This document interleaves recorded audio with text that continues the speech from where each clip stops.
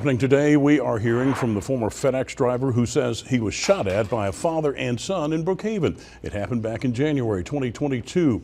A mistrial was declared last year after the lead detective in the case withheld evidence. 3 on your side's Quentin Smith gets reaction from Ontario Gibson tonight. Quentin?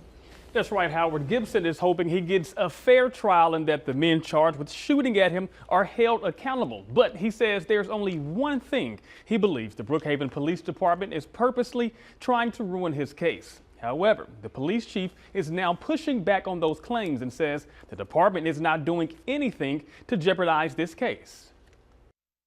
The police department has been very complicit in trying to purposely ruin this case. For Ontario Gibson, he believes there's a possible cover-up happening with his case. He says the cover-up is involving the Brookhaven Police Department. I actually do believe that that's what they're doing. Just the way everything went in the beginning, some of the things that Ms. Danielle explained about who was first given the case and things of that nature, and then they placed it on him, and all of a sudden evidence started coming up missing and things of that nature.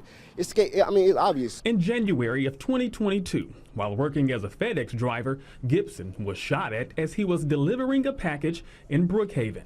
These 2 men, Gregory Case and his son Brandon, were arrested for shooting at Gibson.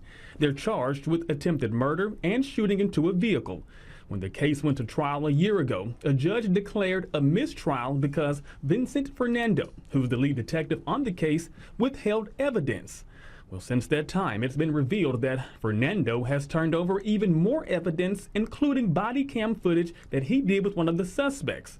While Fernando is taking all of the heat, Gibson, his legal team, and supporters say they aren't buying it. This is a case of deep-seated corruption, where law enforcement has not only failed to protect, but has actively worked to shield criminals and obstruct justice.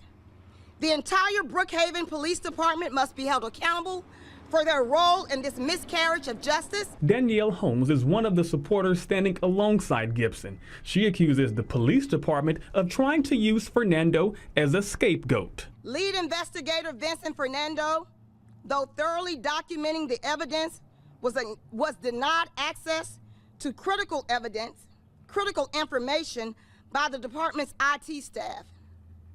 In a shameful attempt to cover up their wrongdoings, the department now attempts to scapegoat Fernando, blaming him for their failures while continuing to hide the truth.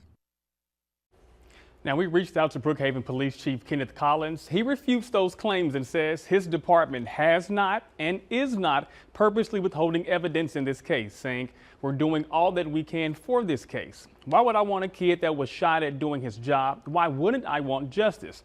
He goes on to say, we're not trying to hide anything.